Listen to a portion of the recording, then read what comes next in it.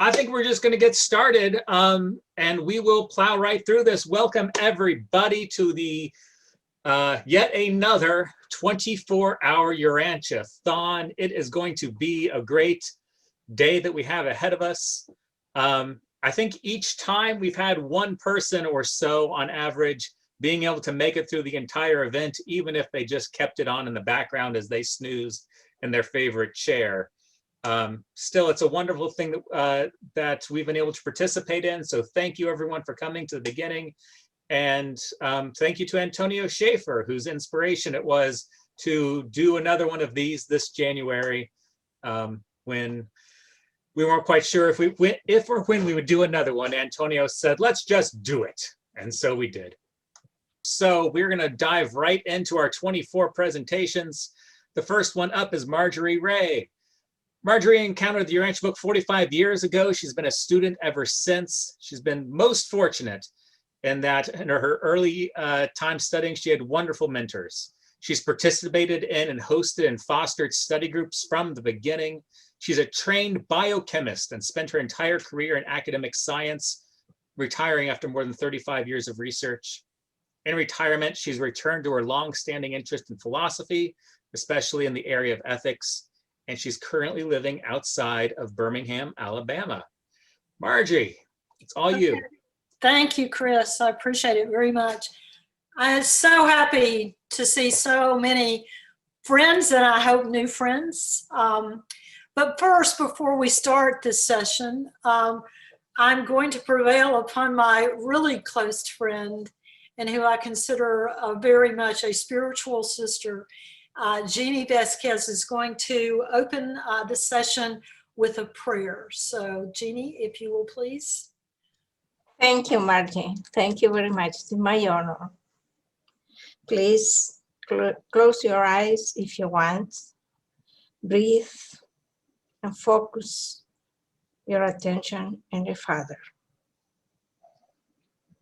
Our Heavenly Father, we are grateful for your eternal presence and for your love that always sustains us. Help us live in the Jesus love every day of our lives and love our brethren as you love us. Please help us be strong and courageous in these difficult times and have living faith, growing in spirit, learning fully how to do your will in this life. We know that for us, you have a plan. Give us the will to walk on your pathway. Give us your guidance and help us to serve our fellows with love and patience. Heavenly Father, we are grateful for the life of your divine Son, Jesus, who came to teach us the eternal gospel of the heavenly kingdom. Please give us the strength to never give up and lead us in the ways of eternal progress. Heavenly Father, we are grateful for your hearing our prayer. Not our will, but yours be done. Amen. Amen. Thank you, Jeannie. Jeannie and I met years ago, and Jeannie's prayers have always meant a lot to me. I mean, they have always inspired me. Okay, on the first one of these wonderful 24-hour events, I spoke on the topic of comfort because we were at the beginning and not anywhere. We didn't have even an end in sight for the pandemic at the time of the first one.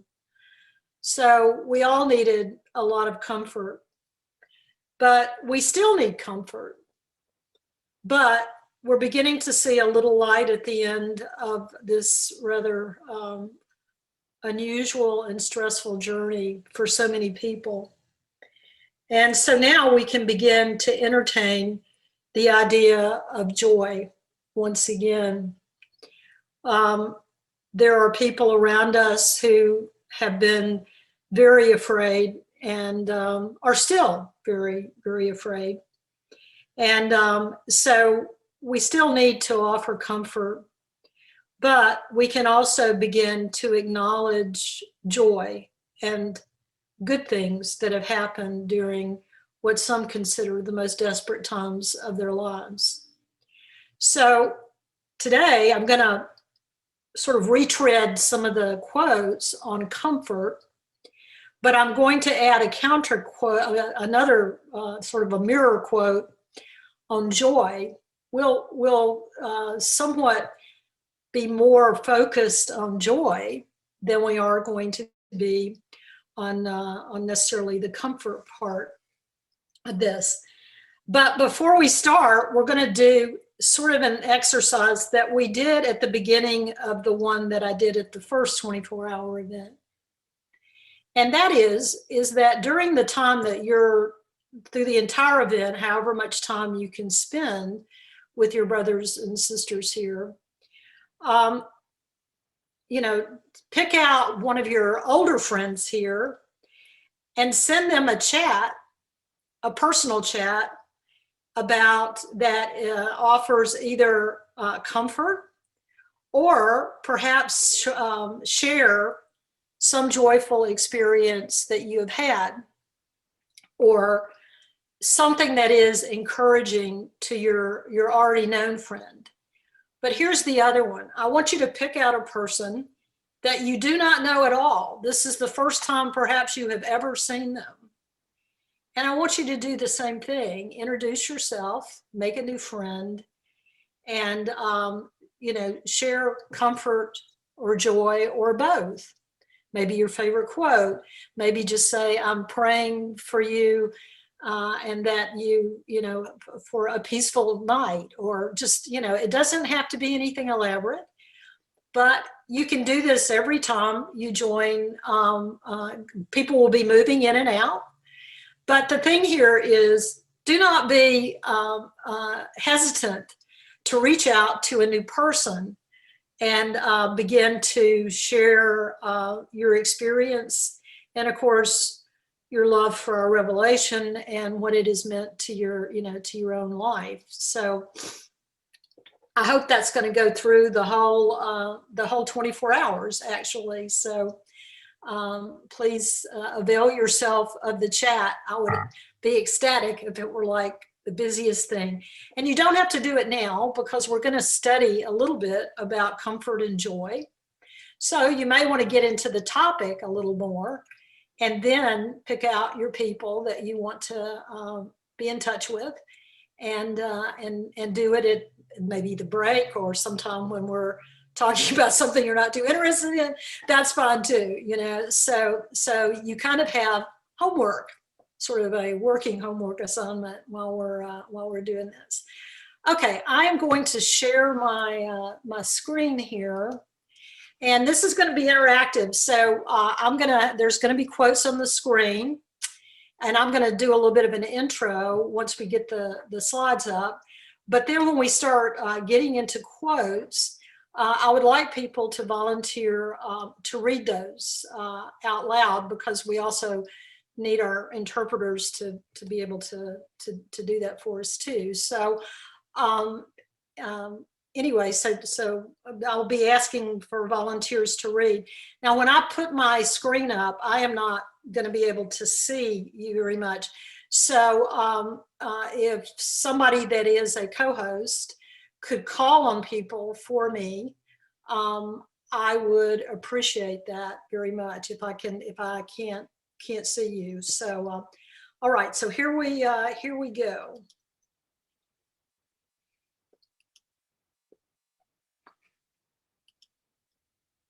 Okay, can you see that? Okay, Andre Montreal says he can see it. Yes. Marjorie, sorry, you want us to reach out to somebody during the session, but right now the chat box is closed. Oh, okay. Chris said he was going to open it. So Chris, if you'll open the chat box for us to open it to everybody, that would be terrific. So thank you, Andre. I appreciate it. And if is this image big enough for you to see? Or does it need to be enlarged? Is it okay? It's fine. All right, Yes. so we're going to look at comfort and joy. So of course we need to know what those mean in modern usage, so to speak. So comfort can be a verb or a noun, and mainly we'll be using it as a verb like we did before. And the word joy can be a verb or a noun also, but we're going to use both forms of the word joy. Okay, so definition of comfort is to ease the grief or distress of another or to console someone. Now, definition of joy, that it's really interesting. They actually give one thing, but then they do a subset special one that has a spiritual meaning. So the word itself means rejoice, but the fuller spiritual meaning of expressing God's goodness, it is a deep-rooted, inspired happiness. So now we have working definitions that we can apply to our study. The verb comfort comes from the Latin word comfortora or tore, which means strengthen greatly. To give comfort is to shore up the mood or physical state of someone else. Now, the verb joy actually came from the Latin, which is gaudere or gaudium, which means also rejoice, but it got translated over into the Old French as joy, spelled J-O-I-E, and then finally it migrated into Middle English as the word joy that we now use. But we now know what we have a feeling of what it all means. Okay. So the word comfort is found 79 times in the book, and it's used as a verb or an adverb about 34 times. In addition, the past tense of the verb comforted is found about 15 times and comforting about 19 times. The word joy is found a lot more times. It's found 131 times, but over 115 quotes. So many times you find it more than once or twice within one quote. Joyful, the word joyful appears 9 times, and joyfully appears 12 times. Now, I thought of this topic because when I was thinking about comfort and joy, I thought about the Christmas Carol. You know, we all know the Christmas Carol, you know, God rest ye merry gentlemen. We all remember that Christmas Carol, which is actually a carol about the birth of Jesus and how important Christmas is. But at the end of that carol, it talks about brotherhood, and I'll let you find that one for yourself. It's the lyrics are available out on the internet. So have a look at that, and it's a really lovely carol. Except the second verse, but it was the first verse is got Satan in it, so you just kind of have to do that. Anyway, I'm going to need a volunteer to read this, but there are actually beings that are called joy of existence. They are secondary Sakanathon. They work for divine counselors, and they work for us and the angelic host. So could I have a volunteer to read this quote for me? Anybody want to read? Oh, come on, you guys. April Helen, you can read.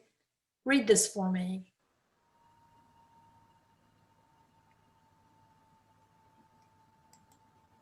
Whoever's out there, you need to unmute.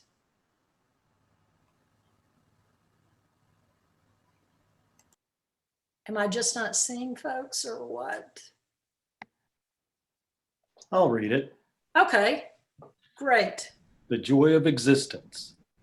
By nature, these beings are reflectively attuned to the superaphic harmony supervisors above and to certain of the seraphim below. But it is difficult to explain just what the members of this interesting group really do. Their principal activities are directed toward promoting reactions of joy among the various orders of the angelic hosts and the lower will creatures. The divine counselors to whom they are attached seldom use them for specific joy finding. In a more general manner, and in collaboration with the reversion directors, they function as joy clearinghouses, seeking to upstep the pleasure reactions of the realms while trying to improve the humor taste to develop a superhumor among mortals and angels. They endeavor to demonstrate that there is inherent joy in free will existence, independent of all extraneous influences. And they are right, although they meet with great difficulty in inculcating this truth to the minds of primitive men. The higher spirit personalities and the angels are more quickly responsive to these educational efforts. Thank you, David. I appreciate you being willing to read. You guys have got to get over being shy now. This is going to be a participatory event. Okay, so these Sakanathim are really working to help us, feel this rejoicing, the rejoicing. You have to remember that on Havona, the greatest joy in Havona is found in worship. And of course, in our own personal worship experience, I can only speak about my personal worship experience. I always come away from that experience with a sense of great joy that I have spent time with my Father. And I can only imagine that as we journey on and approach, Havona and then paradise, that our concept of joy is going to seem like a drop of water is to all the oceans of the world. But, joy is something that we have Sakanathim actually helping us with, trying to encourage that. That's what their job is to encourage it. So when you do feel joyful, be thankful to them for being of assistance to you when you are, moving into a period of joy. Okay, so let's move on. Here's a quote. The top quote has to do with comfort.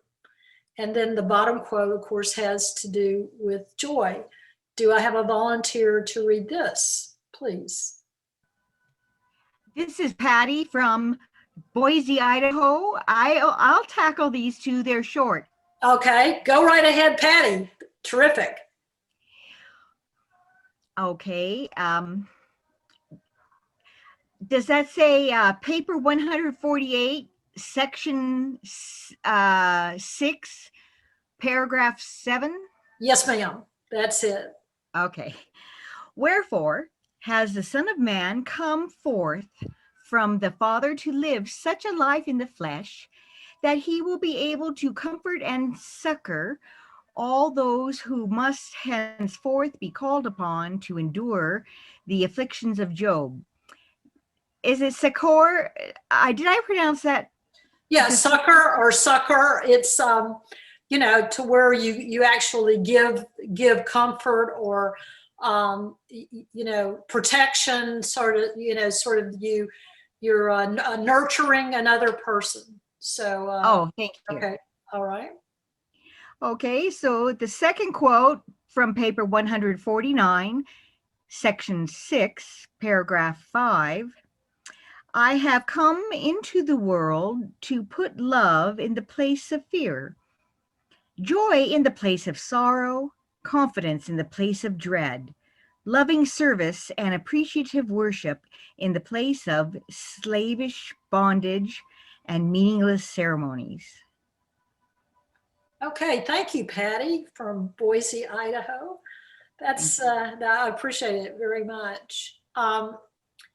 Okay, this now we can start maybe having some personal comments to know that we know why Jesus came. And we also know that he is, of course, a reflection. We should see the Father when we see him. But we're also trying to be perfected and become more and more like our Father. So if Michael came to offer succor and comfort to to man, then we can do no less for our brothers if we believe in the gospel, right? So so these are the things that we should be offering to the people around us. It's sometimes, it's, you're dealing with people that are not necessarily easy to deal with, but you should always remember that, or at least I try to remember, I shouldn't say you should, but I try to remember that a lot of times people that are difficult to deal with, it's because they're usually afraid, and they need, they need comfort, or they at least need caring, or they may just need for you to listen to them. Okay. And so both of these is Jesus telling us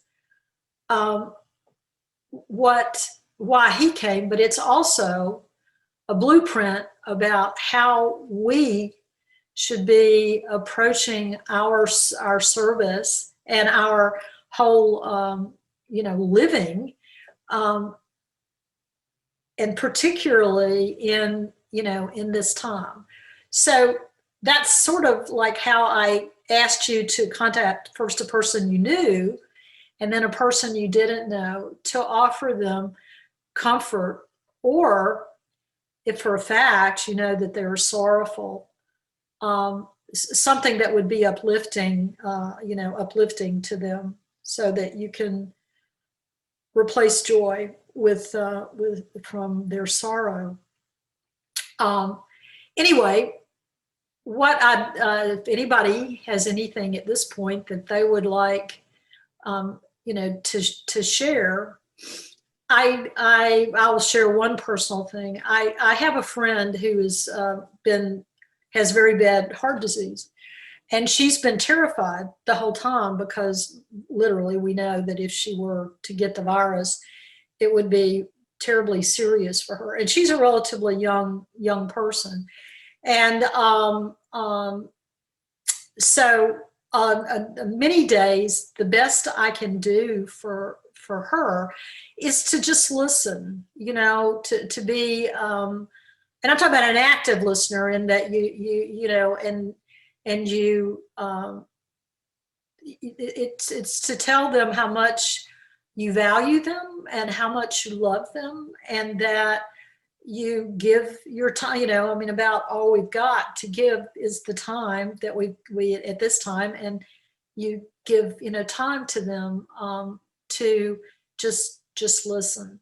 So that's an example. Does anybody else have an example where they found a better way, or a good way, or some way to share comfort with people during this time, when you can't go up and give them a big hug? You can't.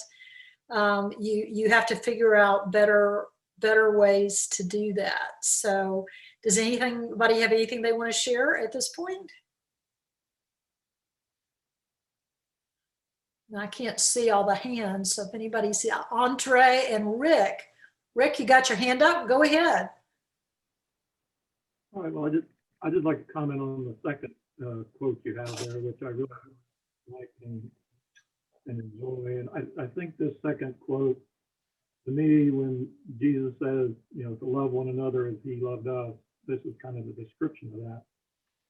And this is kind of what we should look at maybe as our own personal ministry to those around us, our family and friends and things like that.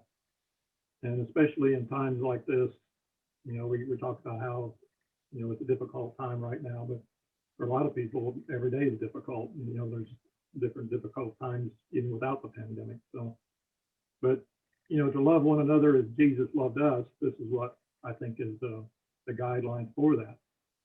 To put love in the place of fear, you know somebody that's, you know, we keep referring to the pandemic thing, but a lot of people are very fearful of catching the pandemic or the COVID, and you know, we should reach out to people and by the telephone or through Zoom or whatever method we've got, and to put love in place of fear for them. Replace sorrow with joy.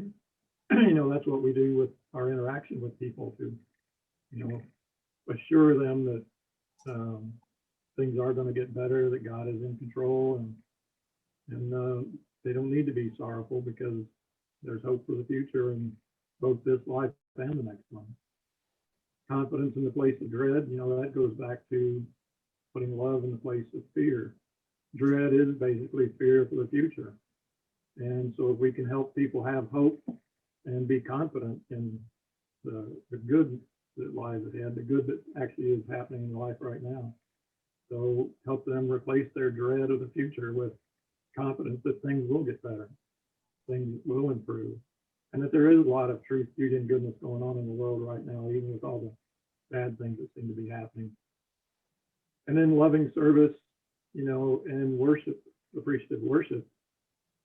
So, you know, we're often reminded of the fact that love is a desire to do good for others. So whether it's just reaching out to someone like through the phone or through Zoom or through an email, or, you know, if you can actually get out and do something for someone, that's the loving service that we all should be looking to do. And then having our own appreciative worship, you know, I refer to that as a quality time with God himself. You know, we should try to practice that each day and show our appreciation through worship to God for his love and for the opportunity to love God in return. You know, I think that's the purpose of all of this, is to love and be loved. And so we need to take time each day and show our appreciation for that through worship. That's it. Thanks. Thanks, Rick. Okay, my friend Andre in Montreal. Thank you, Marjorie. An example I have in my life during this pandemic crisis, I have a friend of mine who listened to every news on TV, on media, etc. And she was very worried, expecting worse thing coming in the future. And I just say to her, her name was Jocelyn. I say, Jocelyn, you know, it's a choice to be worried. You have the choice to be serene or to worry. Like, it's up to you to be worried. Period. Thank you. Thank you very much, Andre. Okay, anybody else, or should we go on to the next quote? Anybody else want to raise their hand? Okay, let's go on to this one. Do I have a volunteer to read? I'll read. This okay. Yeah, there's Mark and Kathy. I saw Kathy a second ago. So my friend, there she is, and my friends in Canada. So, okay, Mark, go for it, okay? Okay. Ever his exhortation to the apostles was, go seek for the sinners, find the downhearted, and comfort the anxious. And to you who stand about criticizing me in your hearts because I have come here to make merry with these friends, let me say that I have come to proclaim joy to the socially downtrodden and spiritual liberty to the moral captives. It's, you know, this part of the book, you know, around the ordination and that section, Jesus does talk a lot about, you know, comforting people, but he also talks a lot about the joy that we should be sharing and proclaiming with each other. You know, that you know, life is worth living, and that there are, you know, good things to be grateful for. So anyway, I know that I have many things that during this time I have been very, very grateful for. I will say that, I don't know how many of you know, but this week we had a terrible tornado where I live, and a 14-year-old child was killed. And his parents, his dad is still in the hospital. His mother, I think, just got released. People here immediately set up they're an immigrant family from, I don't know if they're from Mexico or Central America. But from what I understand, they've just been like pillars of their community. And, it's a terrible loss. This young man, he's 14 years old, was just very well thought of by his schoolmates. And I mean, the children are very distressed. And I mean, it was just, their house was literally looked like a bomb. There wasn't anything left. And the fact that his parents lived was absolutely amazing. But, it's a very, very sad time. But the community here has come together, and, they've already raised a goodly amount, like twice as much money as they really even started to begin with, and to help this family. And so it shows that people, even in a time of a pandemic, when a lot of us may be thinking more about ourselves or our real immediate families, there are examples all over of people still comforting their neighbors and coming together, and so that's that just shows our resilience and our that we can proclaim joy and offer comfort. So that's an example that I've seen recently in my own neighborhood, so to speak, and within my own county. So does anybody else have an example that perhaps they can share that they have seen recently? Would anybody like to share one with us?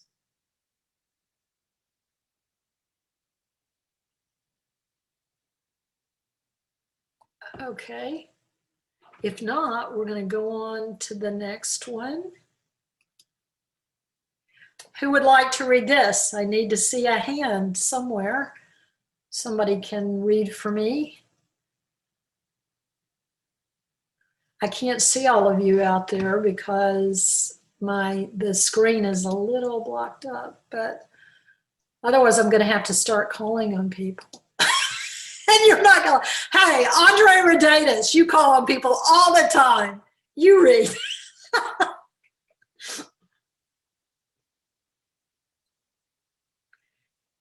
You've got to unmute for us, please. My apologies. That's okay. I'm sorry. Can you see this? I have too many screens going. Here we go. Oh, okay. You got it. Liberate spiritual captives from 140, Yeah. section 9, paragraph 2. Liberate spiritual captives, comfort the oppressed, and minister to the afflicted. And from 143:2, I send you forth to proclaim liberty to the spiritual captives, joy to those in the bondage of fear, and to heal the sick in accordance with the will of my Father in heaven. Do you have an example of either or both of those, Andre? Liberating spiritual captives? Yeah. I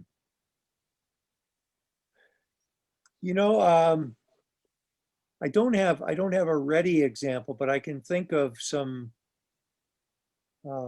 distant memories right now of having talked to people when I was still a fairly new reader of the Revelation, and it was interesting.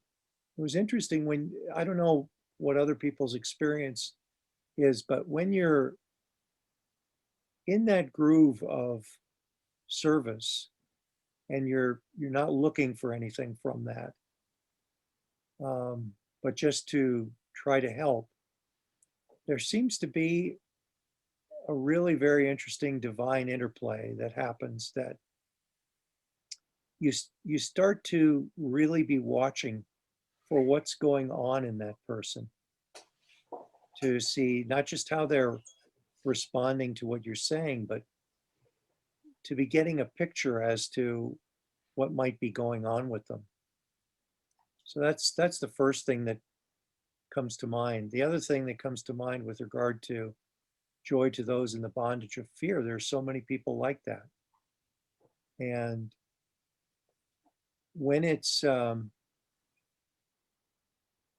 seems to be a fear that is, for lack of a better term, a fear coupled with humility, there seems to be teachability possible there. Or, and I don't mean teachability of the mind, I mean more of the soul.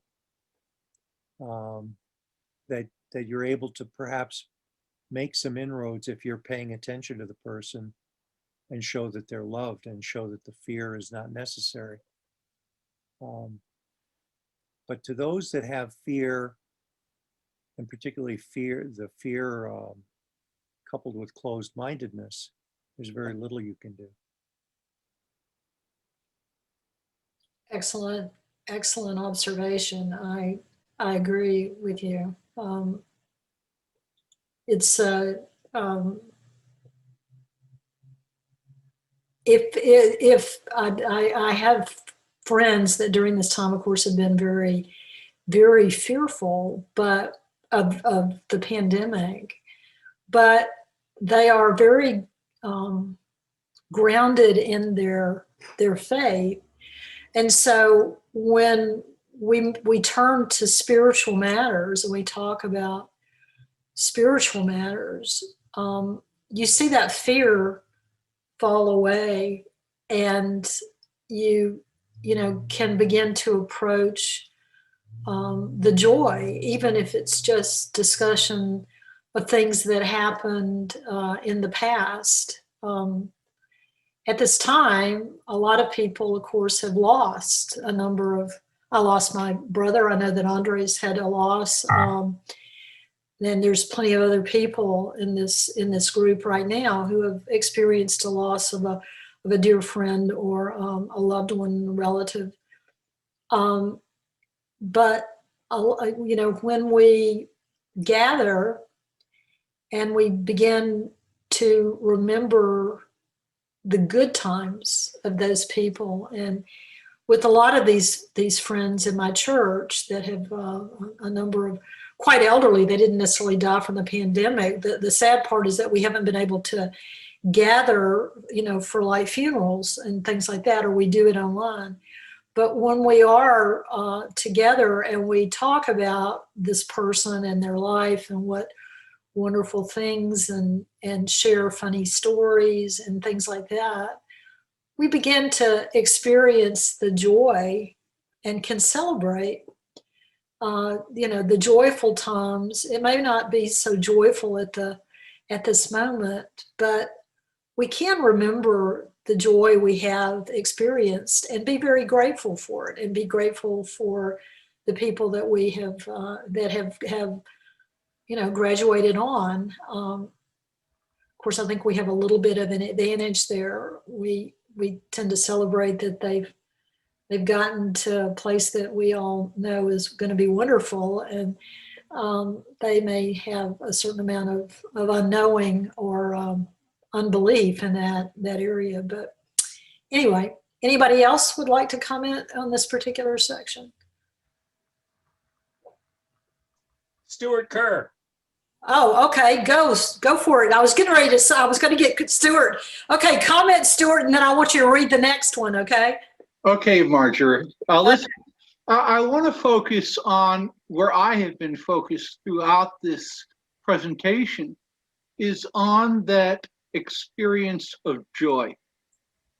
Joy is the reason why we wake up in the morning. It's the reason why we get out of bed, not because we're in joy, but because we want to have an opportunity to find that state of the fruit of the Spirit. Being in the kingdom of soul consciousness and experience and connection and attunement with the light of our Father within us is a moment of joy. And when we get it, we don't get a lot of those moments. We do it in certain moments of worship, but then sometimes too, a small child that has the innocence of giving out joy of life puts their arms around your neck and doesn't just put them around there, but they give it a tug and a hold.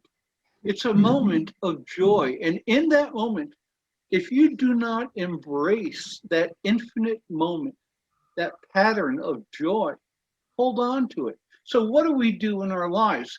You try to find a way to keep repatterning opportunities for joy. But that's the challenge of life, isn't it, Marjorie? You have to work at it. You have to figure it out.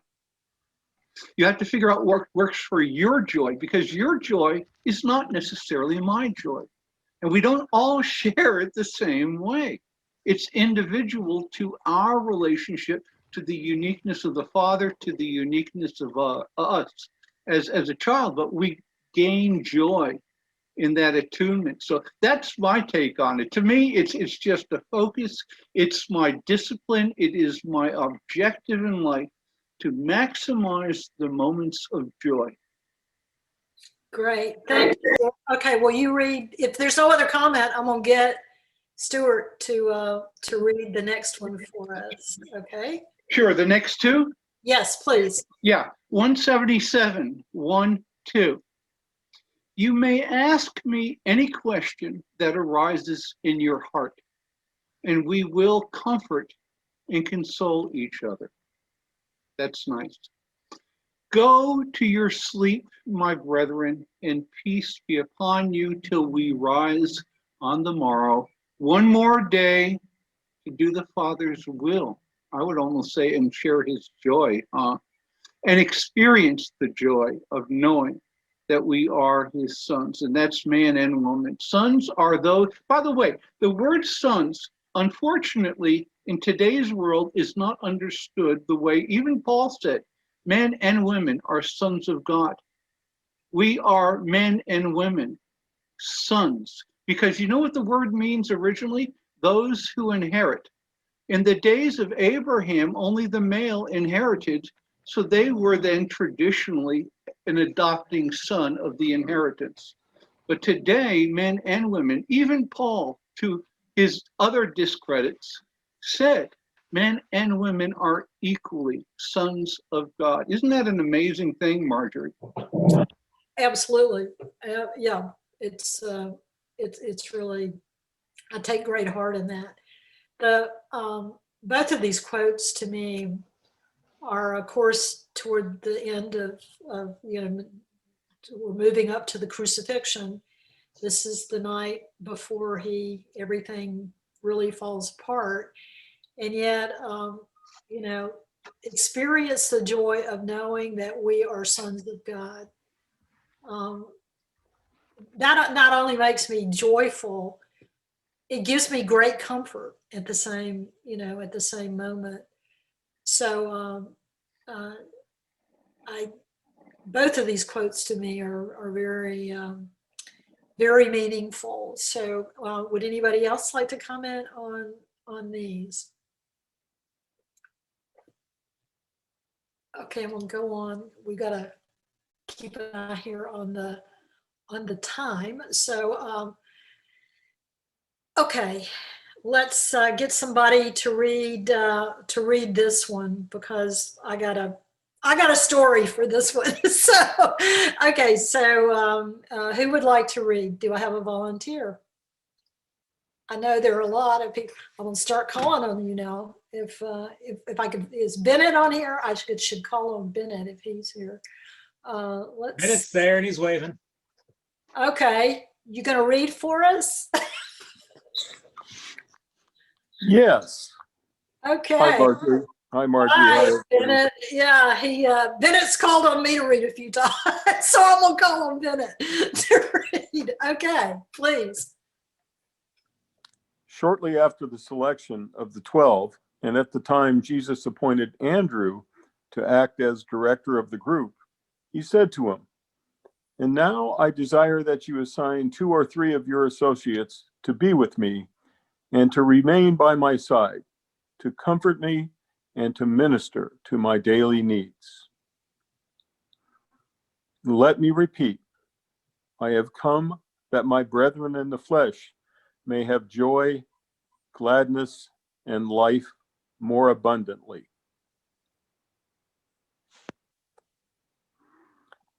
And if you'd like, I will offer one brief comment here. Please. In all the range of the literature of the Bible and of the Urantia book and of the way people think about these things, one of the things that always raises my heart and my love is this idea of that you will have joy and have it more abundantly. And I think so much of the time that was left out of the teaching in Christianity. Because if you have a lot of joy, how can we be miserable? So I'll leave that right there. Great. Thank you, Bennett. I appreciate it. Would anybody else like to make a comment on these two, or did it bring anything to mind? Well, I'm going to tell you a story about joy that happened to me very recently. And this is when an example, I think, of when you see another and all parents, I think, experience these joys when they see their children grow and mature and become more, but this one happened for me, as some of you know, one of my closest and dearest friends is a ventilator dependent quadriplegic. She was injured when we were riding horses. And we have been friends for well over 30, almost 40 years now. And she is a wonderful, dynamic person. She runs a family charity with her stylist on an iPad. I mean, she's a remarkable woman, and she does many, many things for many other people. But we were, of course, all have been very concerned and very careful with my friend Dee Dee because of the coronavirus. We don't go, if we go around her, we go on walks outside. We walk, she has a sip and puff wheelchair, and we take her dog, the beautiful Sophia, out for walks and things like that. But when the vaccine became available, we all were like, oh, this is, and it turned out that Dee Dee was one of the first people to become eligible after of course, the healthcare folks. And her healthcare team that surrounds her were all able to get the vaccine, like almost the second week of January. And I have to say that our group that surround, that are old and close friends of Dee Dee's, we literally were like burning up text. We were all so happy. It was like this huge celebration because we felt that our friend was, finally getting, a protection that we wanted. We wanted for her so badly, and we had, we had prayed for her. I mean, openly, and in my prayer group at church, who know her, we had all prayed that she would not get it and would get the vaccine, because of course for her it would not, there's no way she could have survived if she got it. And so we experienced that. I'm telling you, it was like this sense of amazing joy. I mean, I felt And I immediately, went to worship and Thanksgiving because when she called me and said, they just called me and told me to come and bring all my caregivers to get the first vaccine. And they're getting the second one on Tuesday, I think. So we were, so this is, if I had to pick a moment of joy recently, this would be my pick. It was just, just amazing. So if anybody else has a situation like that they would like to share, I would love to hear it. John has his hand up, and we're also nearing the end of our hour. Okay, John, we'll do that. And then I have one thing, Chris, to read that'll take about a minute at the most. But John, please give us your experience. Okay, one of the hello to everyone, first of all. And I just I've had a lot of experiences since the book came into my life. At first, I didn't understand what the book was talking about. A friend of mine at work said, well, where'd you get that book? He knew what I had before I knew. And I told him I didn't understand, and he gave me the book. And I suggest that everyone try to get that book. It's called in the Light of Meditation. Through that meditation and focusing on the 7 adjutants that dwell within us and the Father, 2 things that we've been guaranteed: spiritual joy and divine communion. Spiritual joy, I try to, people who've had children, I said, do you remember that first time that you held your child? That love that you felt deep within? Or the police or the firefighters that save a life? That's spiritual joy, but nobody teaches you that. It makes you feel good. There was a young girl that used to work with me, or still does work with me, and she had a fear of going to hell. And I said, wow, but why would you be so afraid? She was under psychiatric care, taking pills, having all kinds of attacks in the middle of the night.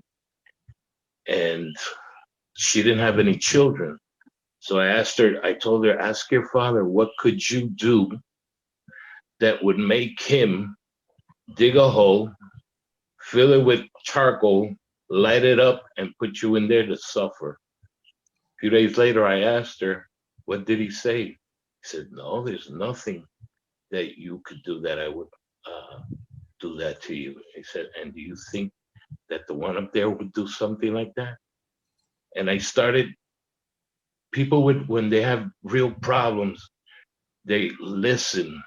And I always go through the mind spirits that dwell within us. And I used to say, one of the things that I used to, as an example, was I think Revelations 3:20, I'll knock on the door, and if you open, I shall enter. I used to say, what does that mean? And I will sup with you. What are you talking about? But it's that feeling of love that you have when you help someone. And I explained this to her. And every time I would see her at work, I would knock on a wall, on the desk, and she would look. One day, I hadn't seen her for a few days, and I had spoken to her husband. I said, whenever she has an attack, knock on the door, knock on wood, knock on something.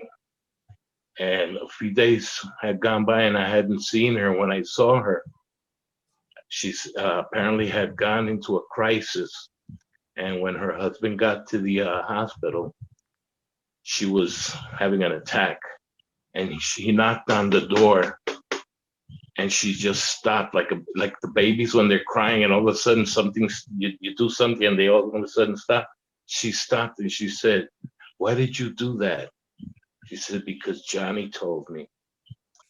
And that crisis that she was going through just went, evaporated. To me, that's the spiritual joy that Jesus speaks about. When you help someone out, we're like little angels to people in different times. I don't know if any of you have seen the show Touched by an Angel. Love that show. but that's just one of the things that I've had happen with people. There are others that are quite spectacular, but Yeah. But thanks, meditation yeah. is the key to all this. Thank you, John. Thank you very much. Yeah, I really appreciate it. I want to leave you all with the words to a hymn I grew up with, and I'm sure you'll all know it and remember it. The music, of course, is by Beethoven, but the song, the words are by John Van Dyke.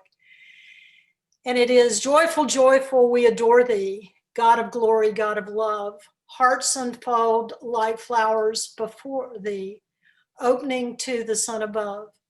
Melt the clouds of sin and sadness, drive the dark of doubt away. Giver of immortal gladness, fill us with the light of day. All thy works with joy surround thee. Earth and heaven reflect thy rays. Stars and angels sing around thee, center of unbroken praise. Field and forest, vale and mountain, flower, meadow, flashing sea, singing bird and flowing fountain, call us to rejoice in thee. Thou art giving and forgiving, ever blessing, ever blessed. Wellspring of the joy of living, ocean depth of happy rest. Thou our Father, Christ our brother. All who live and love are thine. Teach us how to love each other. Lift us to the joy divine. Mortals join the happy chorus, which the morning stars began. Father love is reigning o'er us. Brother love binds man to man. Ever singing, march we onward, victors in the midst of strife. Joyful music leads us sunward in the triumph song of life. Thank you all for your participation. I totally enjoyed it. I'm sorry, David Kulicki, if we ran over, but I appreciate everybody's participation. And just keep sending those chat messages out to all your new friends and your old friends through the whole event, I hope. Okay. Love you guys. Thanks. Wonderful. Thank you so much, Margie.